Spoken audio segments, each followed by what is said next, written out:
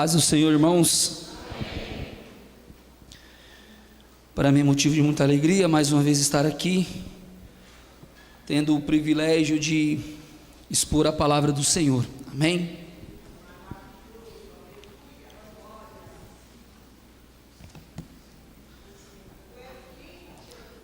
Irmãos, abramos as nossas Bíblias no segundo livro de Samuel, capítulo 11, versículo do 1 ao 5.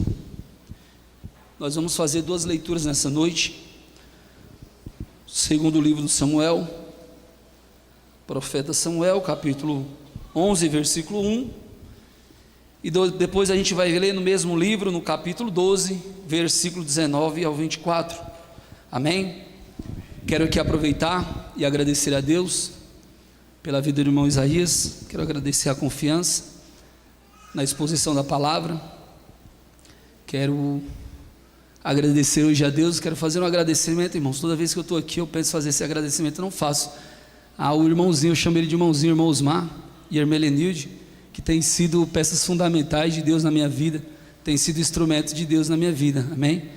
A Bíblia fala que aquele que anda com o sábio será cada vez mais sábio, né? Eu estou andando com o sábio, estou esperando ficar cada vez mais sábio, em nome de Jesus. Amém? Deus seja louvado pela vida de vocês, irmãos.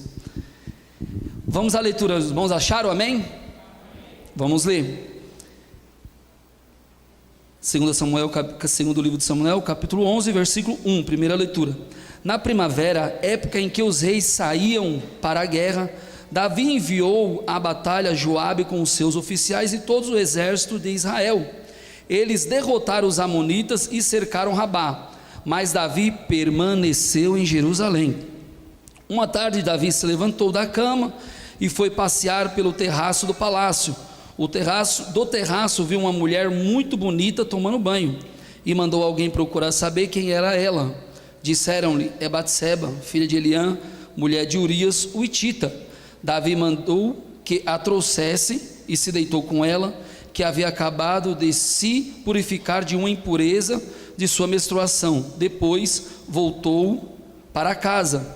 A mulher engravidou e mandou um recado a Davi, dizendo que estava grávida. Vamos agora para o capítulo 12. Versículo 19.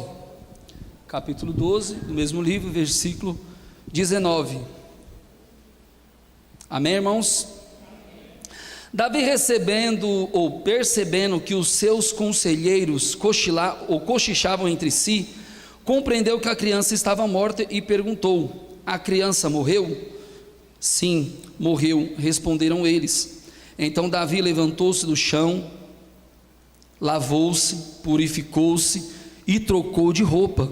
Depois entrou no santuário do Senhor e o adorou. E voltando ao palácio, pediu que lhe preparasse uma refeição e comeu. E os seus conselheiros lhe perguntaram: por que ages assim? Então a criança estava viva, jejuastes e choraste, mas agora que a criança está morta, te levantas e comes? E ele respondeu: enquanto a criança estava viva, jejuei e chorei. Eu pensava: quem sabe Deus tenha misericórdia de mim e deixe a criança viver. Mas agora ela morreu. Por que eu jejuaria? Poderia trazê-la eu de volta à vida? Eu irei até ela, mas ela não voltará até mim. Depois Davi consolou a sua mulher Batseba, deitou-se com ela, e ela teve um menino, a quem Davi deu o nome de Salomão, e o Senhor o amou. Amém, irmãos?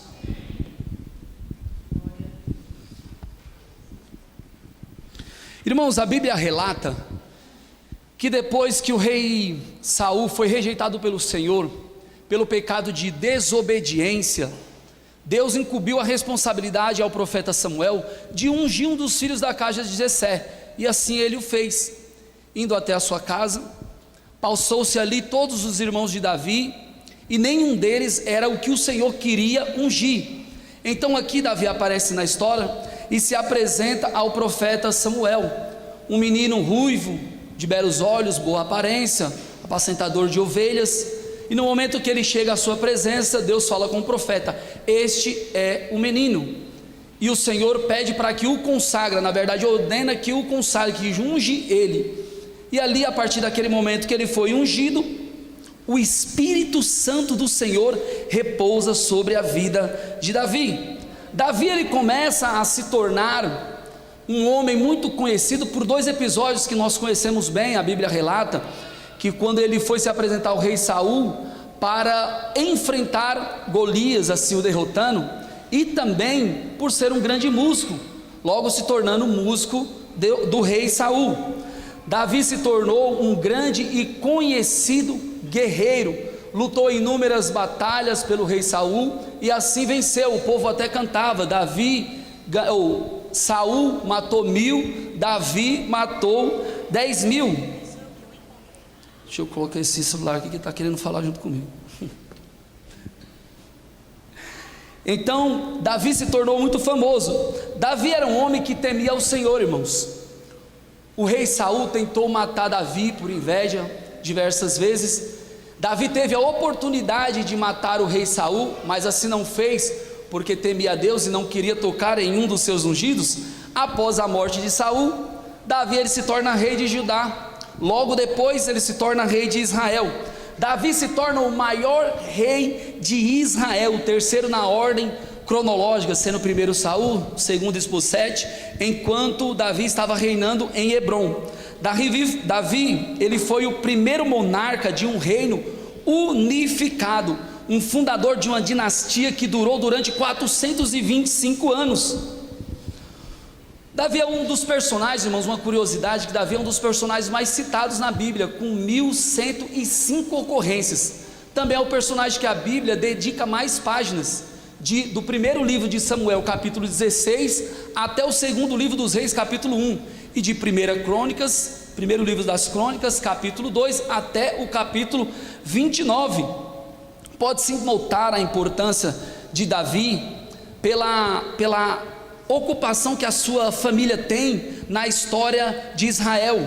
Nos extremos, Boaz e Ruth eram seus antecessores, Jesus Cristo o seu descendente. Davi é um homem que temia a Deus, procurava andar nos seus caminhos, procurava andar sob a direção de Deus. É um homem que a Bíblia chama segundo o coração de Deus. Quando lemos de primeiro livro de Samuel, capítulo 16 até o capítulo 11, a leitura encanta os olhos de qualquer pessoa que lê. Nós vemos um menino simples, andando num caminho desconhecido, a qual o Senhor tinha escolhido para ser rei. Porém, a história de Davi não é marcada só de boas citações, não é marcada só de conquistas. E eu acho isso lindo na Bíblia, né? Que a Bíblia, ela coloca as qualidades, mas não deixa de colocar também os defeitos, né? Porque nós somos pessoas imperfeitas, perfeito só um, que foi Jesus Cristo. E Davi, irmãos, quando chegamos lá no segundo livro de Samuel, capítulo 16, nós lemos a história que marca o grave pecado de adultério de Davi com Batseba, a história que acabamos de ler. A Bíblia, irmãos, relata que na época da primavera, a época que os reis, eles saíam para guerrear, Davi ele tinha ordenado para que Joabe saísse junto com os seus oficiais e os seus guerreiros para a guerra. Porém, Davi resolveu ficar em Jerusalém, e era costume dos reis saírem junto com os seus guerreiros. Davi, numa bela tarde, levanta-se do seu leito, vai fazer um passeio pelo terraço do seu palácio, olha para baixo, vê uma mulher muito bonita tomando banho. Aquilo ali desperta um desejo de cobiça na vida dele. Ele pede para saber quem é aquela mulher. Alguém vai lá, traz a informação: essa é Batseba, filha de Eliã, mulher de Urias, o hitita. Mesmo Davi sabendo disso, ele manda chamar a ela para se deitar com ela e consumar um ato de adultério. Davi. Temos aqui, irmãos, lições muito importantes para nossas vidas. O diabo, ele usa a armadilha ou a arma mais antiga para nos atrair, para nos engoldar e para despertar em nós o desejo da cobiça. Porém, eu entendo que o diabo, ele é perito no que faz.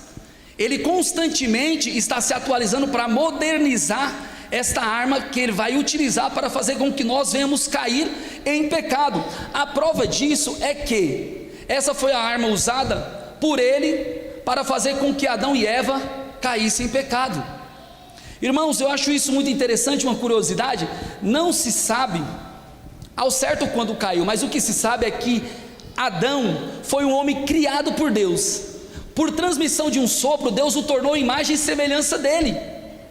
Adão era um homem, imagem e semelhança do Senhor Jesus Cristo, ou do nosso Deus, na verdade. Adão, ele foi discipulado por Deus. Adão, ele foi ensinado por Deus. Adão, ele andava com Deus todos os dias na viração do dia. Não se sabe ao certo em que momento Adão caiu, não se sabe.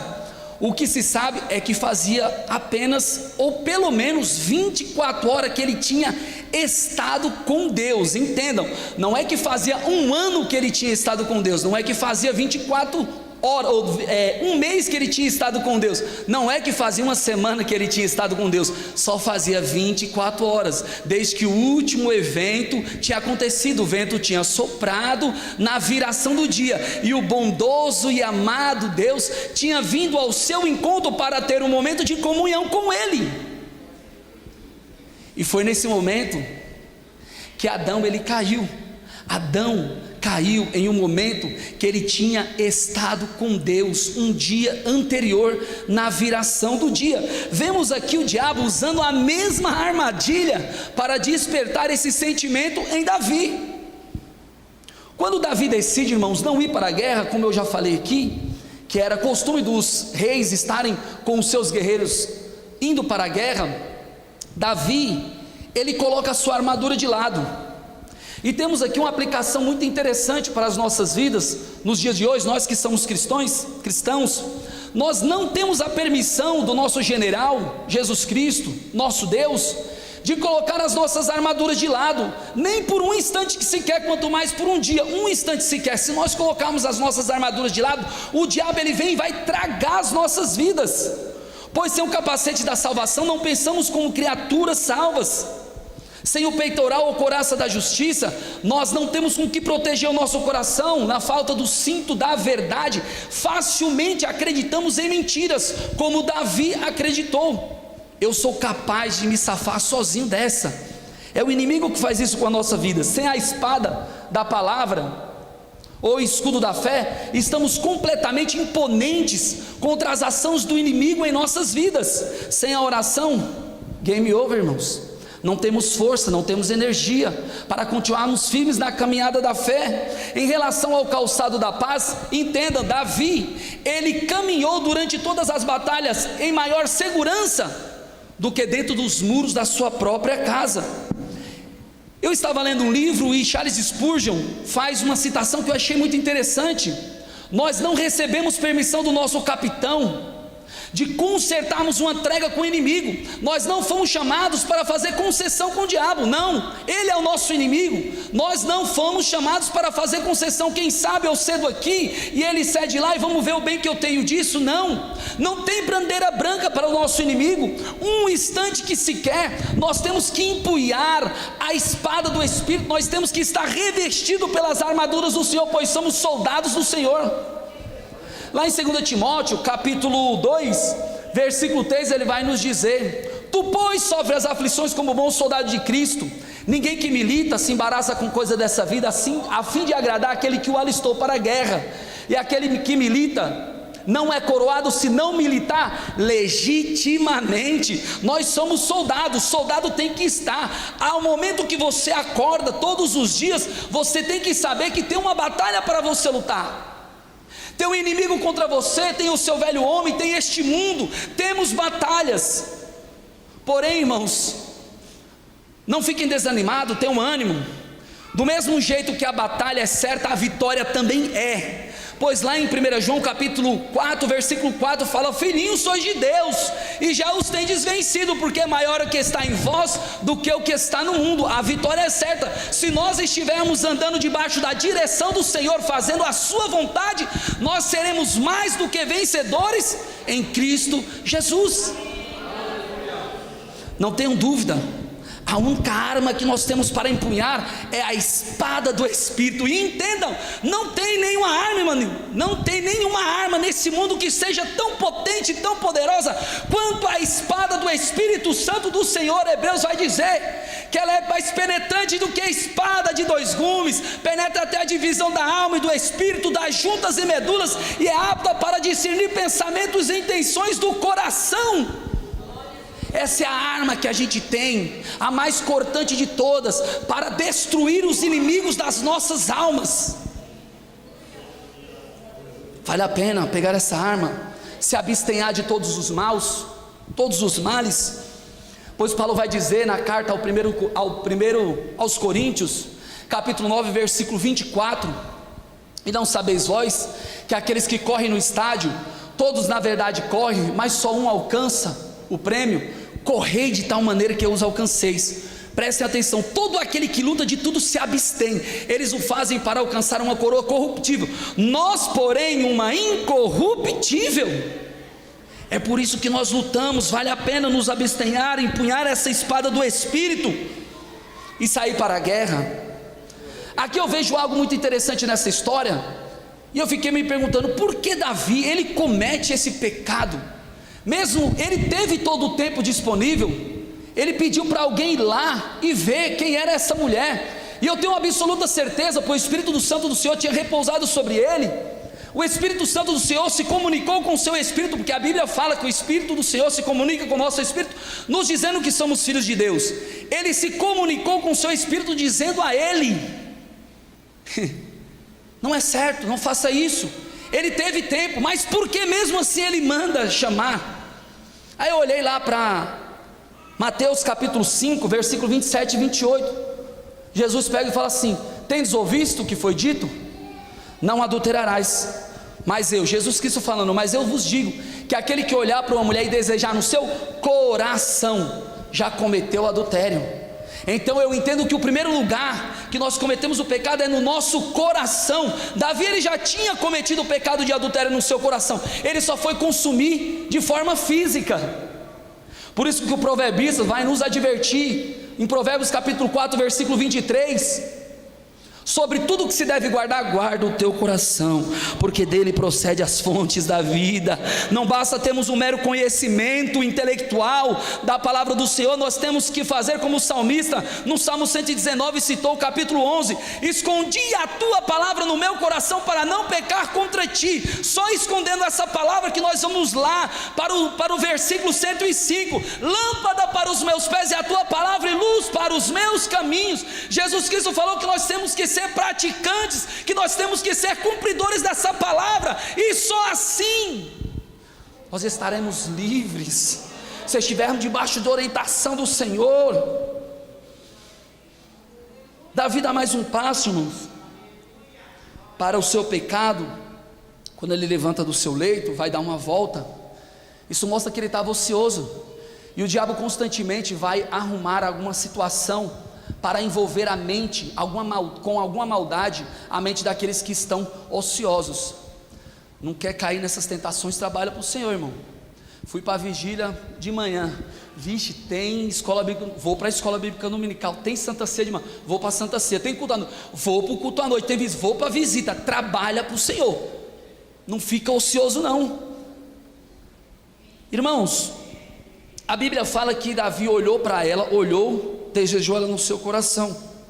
Isso ilustra muito bem, irmãos, o que Tiago fala lá no capítulo 1, versículo 13 ao 15.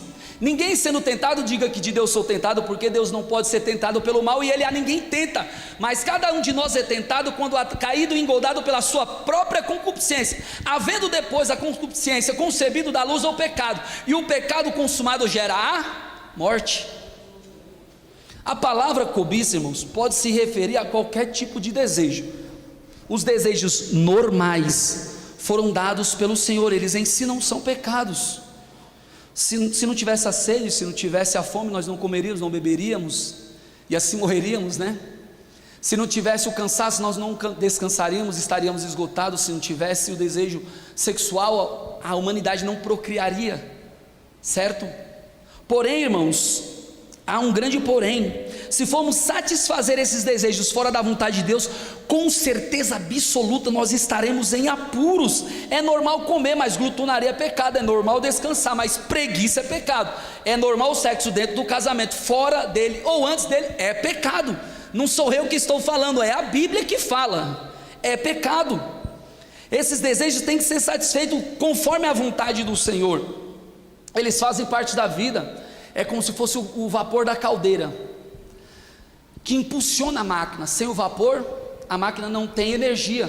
Com o vapor descontrolado, ela causa destruição. Então o segredo é o controle. Os nossos desejos, nossos sentimentos não podem ser os nossos senhores, eles têm que ser os nossos servos. E detalhe, só estarão controlados se estiverem em Jesus Cristo. Nenhuma tentação se afigura-se como tal, ela sempre parece mais atraente do que ela é. Quando Davi usa o verbo atrair está associado a colocar uma isca numa armadilha, enquanto o verbo seduzir no grego, ele tem o significado de colocar a isca no anzol. O caçador usa armadilha, o pescador usa a isca no anzol para atrair a sua presa, e não tem nenhuma presa que caia de forma deliberada em uma armadilha ou morda um anzol se não tiver a isca. A ideia da isca é esconder o anzol, é esconder a armadilha. Do mesmo jeito que a tentação, ela sempre vai nos impulsionar a desejos descontrolados. Ela não somente nos atrai, como ela também esconde toda a consequência que virá através dessa tentação. O que nos empolga é a isca, mas tome cuidado. Davi, ele não teria cometido nenhum ato de pecado, de adultério, se ele tivesse previsto ou conseguido prever, enxergado toda a consequência, que o filho de Batseba morreria, que ele mataria, mandaria matar Urias, que sua filha seria estuprada, que os seus filhos morreriam, que a espada não apartaria da sua casa. Jamais ele cometeria, mas a isca nos impede de ver a consequência do pecado, por não vigiar. A Bíblia fala que nós somos atraídos, engoldados pela nossa própria concupiscência. Etimologicamente, a palavra concupiscência deriva do latim, que quer dizer concupiscens. O que ela significa? O que tem forte desejo, que deriva da palavra concupera, que quer dizer ter forte desejo, algo que impulsiona um desejo descontrolado na nossa vida, que vai nos levar a pecar. Nós somos seres tricotômicos, constituídos por corpo, alma e espírito, sendo que nosso corpo físico temos os 5 sentidos, a visão, a audição, tato, olfato e paladar. Na nossa alma temos a vontade e o intelecto, no nosso espírito a consciência e a fé. Essas faculdades são distintas umas das outras, mas exercem o comando, ou exercem função sob o comando da alma e do espírito. Os sentidos em si naturais, irmãos, não são pecados, mas são influenciados pelo poder do pecado inerente ao ser humano. Por isso nós temos que vigiar. Eu entendo que são através desses sentidos que nosso corpo, nossos sentidos do corpo físico, que o nosso corpo imortal, alma e espírito se comunica de forma externa com este mundo.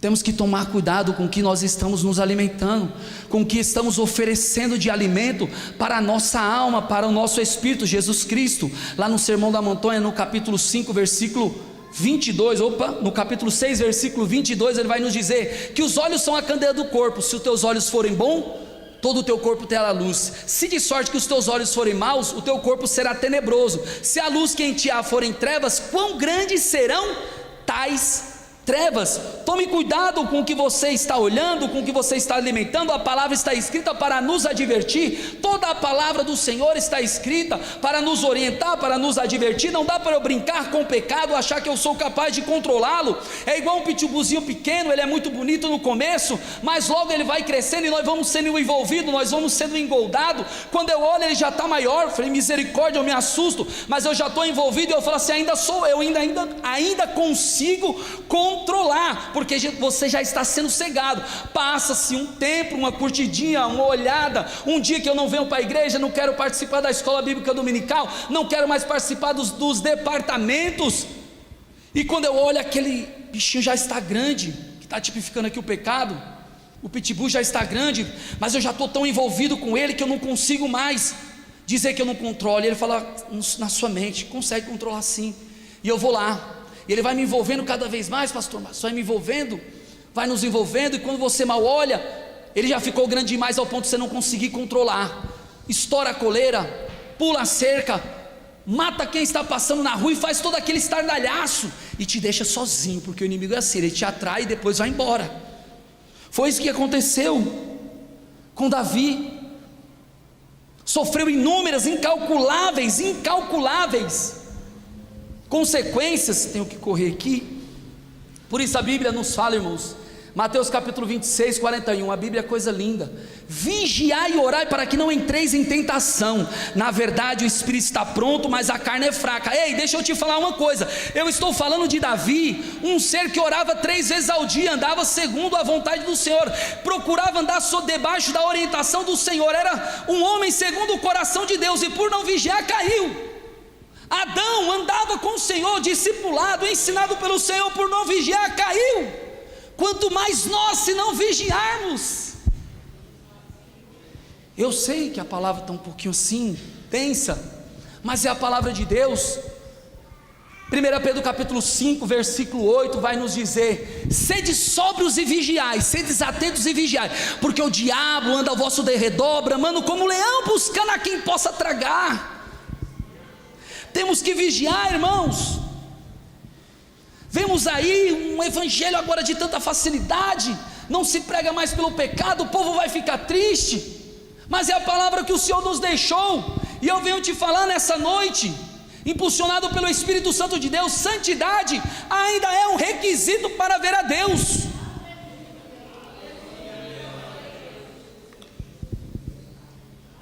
Hebreus capítulo 12, versículo 14, segui a paz com toda a santificação, sem a qual ninguém verá Deus. 1 Pedro capítulo 1, versículo 14, como filhos obedientes, não se deixe amoldar aos maus desejos de outrora, quando andava na ignorância, mas como é santo aquele que o chamou, sejam santos em toda a sua maneira de viver.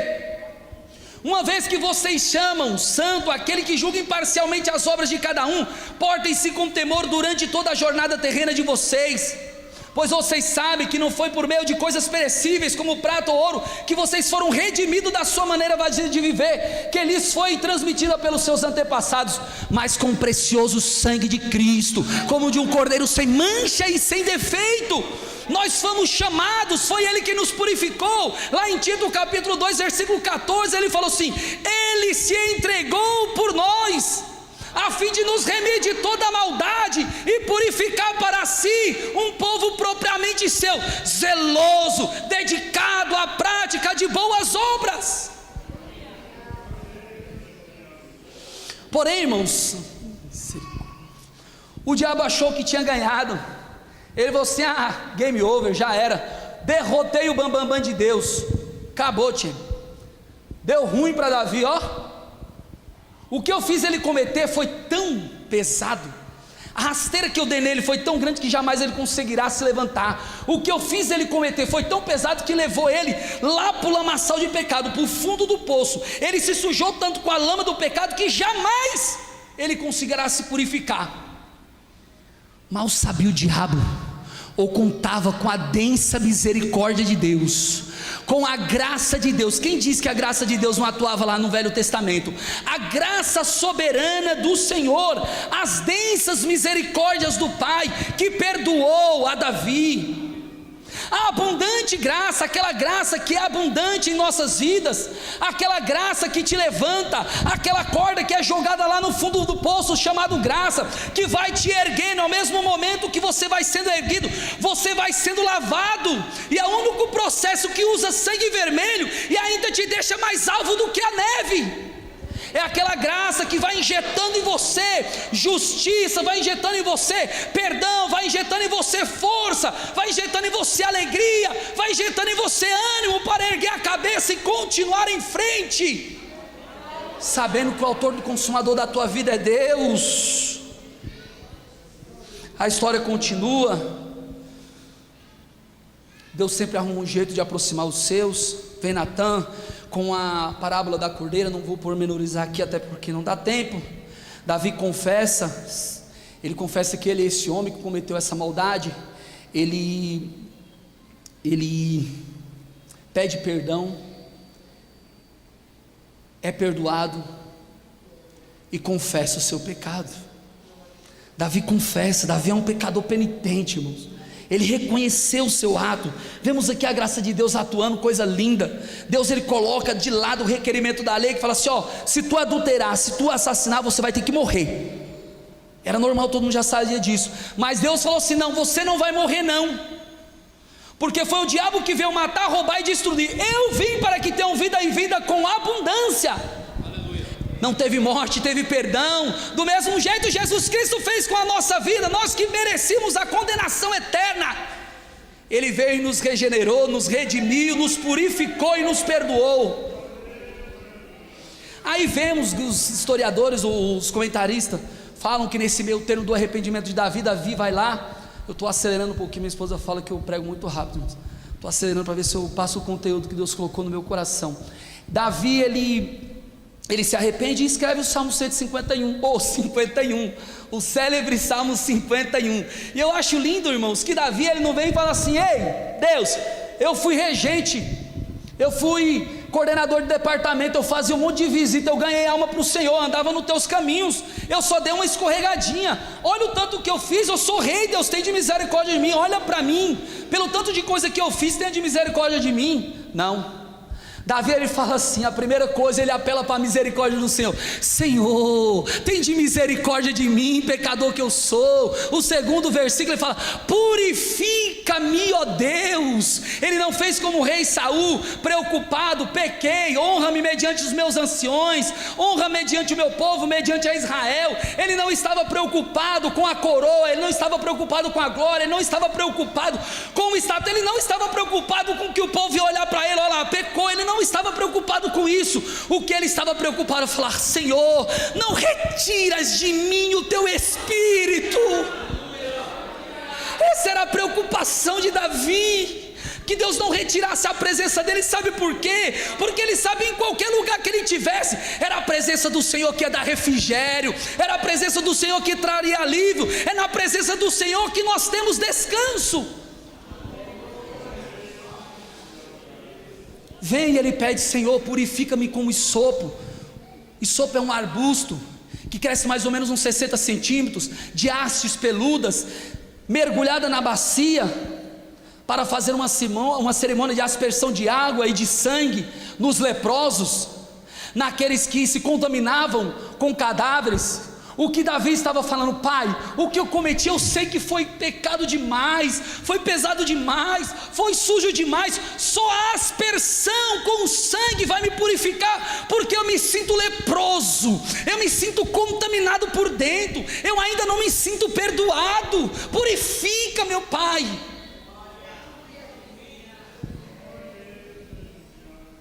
Davi estava preocupado realmente com o seu pecado, porque muitas vezes, irmãos, pecamos, aí nos preocupamos mais com a consequência do pecado do que com o pecado. Não nos preocupamos, eu ferir a santidade de Deus, entristecer o Espírito Santo, eu não vou ter mais a comunhão com Deus. Se não tivesse consequência, não tinha problema, o pecado, misericórdia. Mas ele não, ele se preocupa com a presença do Senhor. E lá no centro desse célebre Salmo 51, ele fala, cria em mim um coração puro, Deus, renove em mim um espírito reto. O que ele estava dizendo? Deus, eu existo por fora, mas eu estou vazio por dentro, Deus. Eu existo por fora, mas eu estou vago por dentro. Eu existo por fora, mas eu estou desértico por dentro. Cria em mim um coração novo, renova em mim um espírito reto, Deus. Cria em mim uma nova criatura. Não basta renovar, porque aquele já foi contaminado e pode ele pecar de novo. Cria em mim um novo coração, e só o Senhor, o Criador dos céus e da terra, pode gerar em mim de novo um coração.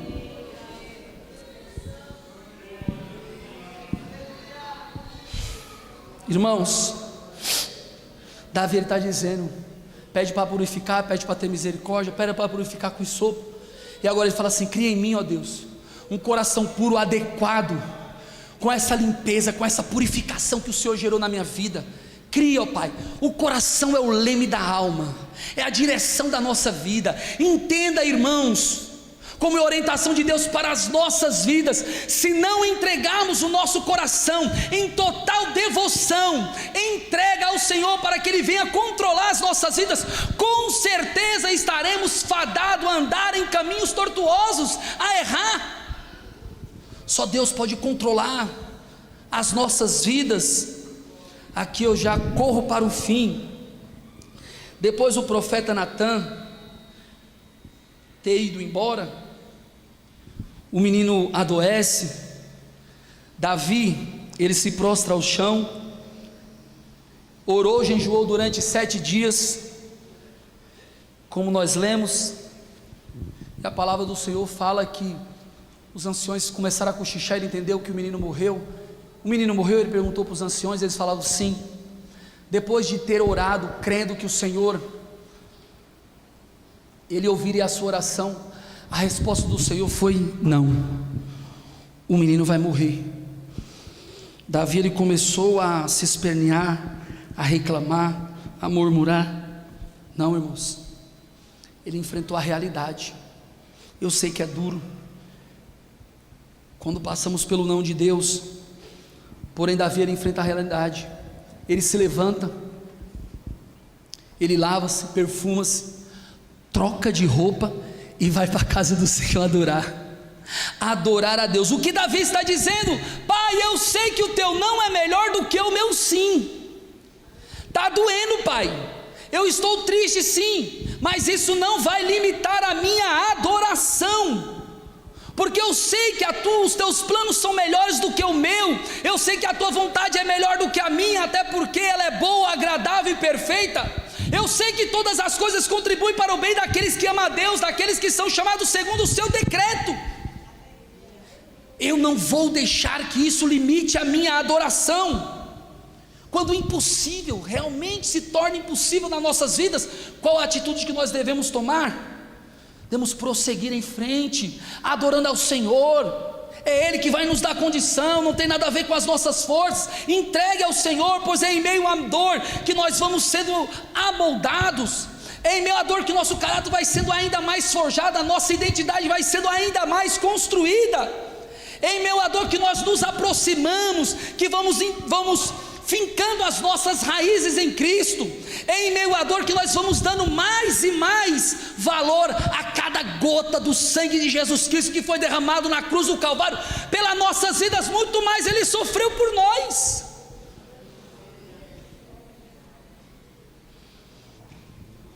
É em meio à dor que Ele vai sondando as nossas vidas, irmãos, esquadrinhando. E quando não temos nem mais força, meu filho, nem mais força para falar, eu não consigo, Ele entende os nossos gemidos e vai transformando cada oração em milagre, vai transformando aquela dor, aquele choro em riso, vai transformando a alegria em tristeza, vai transformando a força em fraqueza. Ele vai se manifestando em nossas vidas. O que Deus está dizendo para nós nessa noite é: não acabou, ergue a cabeça, continua, porque eu ainda sou Deus na sua vida. Davi entrou dentro da casa do Senhor e o adora, e o que ele está dizendo? Essa minha luta não vai limitar a minha adoração, Essa tristeza não vai limitar a minha adoração. Está doendo que chega, meus ossos dói, mas não vai limitar a minha adoração. Até porque eu não adoro o Senhor porque Ele me concede, eu adoro o Senhor pelo que Ele é. Não adoro o Senhor pelo que Ele me proporciona, eu adoro o Senhor pelo que Ele é e representa na minha vida. E a adoração é algo tão lindo, irmãos, trazendo de forma simples para os nossos dias. A adoração é não perder a sintonia com Deus. A adoração não é estar doendo e vir aqui levantar a mão, Ticão, dando risada, dar glória a Deus. A adoração não é participar somente do coral, das irmãs, dos jovens. A adoração não é só tocar, não é só cantar, não é estar aqui apenas na tribuna, não é vir para a igreja. Não é somente isso. A adoração é caminhar em meio à dor e não perder a sintonia com o nosso Deus. A adoração é algo genuíno. Chega os homens para Abacuque, isso é muito lindo, meus irmãos. Chega os homens para Abacuque e fala assim: ó Abacuque, os caldeus invadiram a terra, mataram as mulheres, cortaram a barriga das grávidas, jogaram o feto fora, levaram os meninos, os jovens, para servir como guerreiro deles. E agora? Abacuque pensa, entende tudo. Vai lá para o capítulo 3, versículo 17 e fala: ainda que a figueira não floresça, que não haja fruto na vide, que o produto da oliveira minta, que os campos não produzam mantimento, que as ovelhas sejam arrebatadas, que não haja vaca no curral, todavia eu me alegrarei e me exultarei no Deus da minha salvação. Porque não tem como destruir, separar aquele que é um verdadeiro adorador de Cristo. Paulo vem dizer em Romanos capítulo 8, versículo 35: quem nos separará do amor de Cristo? A tribulação, a angústia, o perigo, a fome, a nudez, o perigo ou a espada. Como está escrito: por amor de ti somos entregues à morte todo dia, fomos reputados como ovelha matadouro, mas em todas as coisas somos mais do que vencedores. Porque eu estou bem certo o quê? Estou bem certo do quê? Daquilo que o Espírito Santo está me oferecendo, daquilo que o Espírito Santo está me impulsionando, daquilo que os meus olhos físicos não vê, mas as lentes espirituais me fornecem como instrução. Porque eu estou certo que nem a morte, nem a vida, nem os anjos, nem os principados, nem a potestade, nem o presente, nem o porvir, nem a altura, nem a profundidade, nem alguma outra criatura poderá nos separar do amor de Deus que está em Cristo Jesus, nosso Senhor. Sabe por quê? Porque ele já tem um entendimento de 1 Coríntios capítulo 2, versículo 9. As coisas que o olho não viu, nem o ouvido ouviu, nem subiu ao coração do homem, são as que Deus tem preparado para aqueles que o amam. E aqueles que o amam estão, irmãos, fincados, entendendo. Salmo 18, versículo 2: o Senhor é o meu rochedo e o meu lugar forte, o meu libertador, o meu Deus, a minha fortaleza em quem eu confio, o meu escudo, a força da minha salvação, meu alto refúgio. Ei, deixa eu te falar, não é para te destruir, não é para te diminuir, não é para te fazer parar, não vai te destruir. Até porque Paulo já falou, 2 Coríntios capítulo 4, versículo 9: em tudo nós somos atribulados, mas não angustiados, perplexos, mas não desanimados. Pode me atribular, mas eu não vou ficar angustiado. Posso até ficar perplexo, mas eu não vou ficar desanimado. Perseguidos, mas não desamparados. Abatidos, mas jamais destruídos. Sabe por quê? Porque a minha fé está fincada em Cristo, a minha base é Cristo. Eu olho para Cristo, eu não vejo pelas lentes carnais, eu olho pelas lentes espirituais. Davi trocou de roupa, reconheceu a mão do Senhor em meio à tribulação, se humilhou e submeteu-se à sua vontade. Eu venho falar uma coisa para vocês, impulsionado pelo Espírito Santo: ei, saia dessa multidão, ou saia dessa montanha dos sentimentos, Venha trilhar o caminho da perseverança, onde a tribulação produz a paciência produz a experiência, e a experiência produz a esperança, e a esperança não traz confusão, porquanto o amor de Deus já tem sido derramado em nossos corações, pelo Espírito Santo de Deus que já nos foi dado. Trocar de roupa, irmãos, na Bíblia, simboliza um recomeço. Davi, ele foi, adorou o Senhor, consolou Batseba, mesmo em meio à dor, mesmo em meio à adoração, Deus estava transformando Davi em um agente de consolo. Mais uma vez eu digo para você nessa noite, essa luta não vai te matar, não importa o que aconteceu, o que foi feito, não importa. Quem se arrepende alcança misericórdia, quem se arrepende e deixa alcança misericórdia. O padre mandou parar. Posso parar? Deu a aval aqui. Prestem bem atenção. Essa luta não é para te parar, não. É só para te fazer subir um degrau.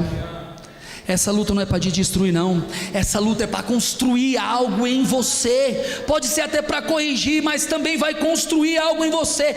Essa luta vai injetar, vai permitir com que Deus injete força em você, para você suportar, e também para lá na frente você ser um suporte para outras pessoas. Vai chegar alguém precisando de você, eu não aguento mais. Você vai dizer: aguenta sim, eu tenho alguém, um ombro amigo, Jesus Cristo, Ele vai te dar força. Eu suportei na graça do Senhor, você também vai suportar. E a Bíblia falou que nasceu um Salomão. O que aconteceu não era um não definitivo, era apenas um capítulo. O que eu falo nessa noite, o que aconteceu não é um não definitivo para a sua vida, é apenas um capítulo. O que eu falo para você nessa noite, tem um Salomão de Deus para a tua vida, tem um Salomão de Deus para a tua casa, tem um Salomão de Deus para o teu ministério, tem um Salomão de Deus providenciando lá no teu serviço, tem um Salomão de Deus nascendo no meio da tua família. Salomão significa providência de Deus. Salomão significa pacífico, mas no contexto significou uma providência de Deus, em meio ao momento que Davi estava adorando. Ei, deixa eu te falar, a adoração vai prover para você as bênçãos de Deus. Enquanto você adora, as barreiras vão sendo destruídas. Enquanto você adora, as barreiras vão sendo derrubadas. Enquanto você adora, Deus provê cura para a sua família. Enquanto você adora, Deus vai prover salvação. E eu falo debaixo da graça do Senhor. Está achando que teu esposo vai morrer sem salvação? Está achando que o teu filho vai morrer sem salvação? Tem salvação para a tua casa.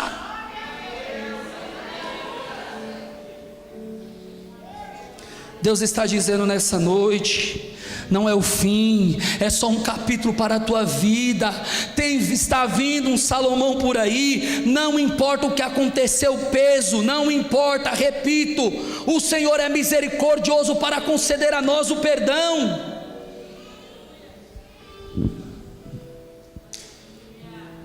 Detalhe, aqui finalizo. O que Davi estava orando segundo a sua vontade para que não morresse, não pôde ser circuncidado, não teve nome, isso era importante. O Senhor o rejeitou. Agora, depois que Davi vai e adora, Deus o transforma em um agente de consolo.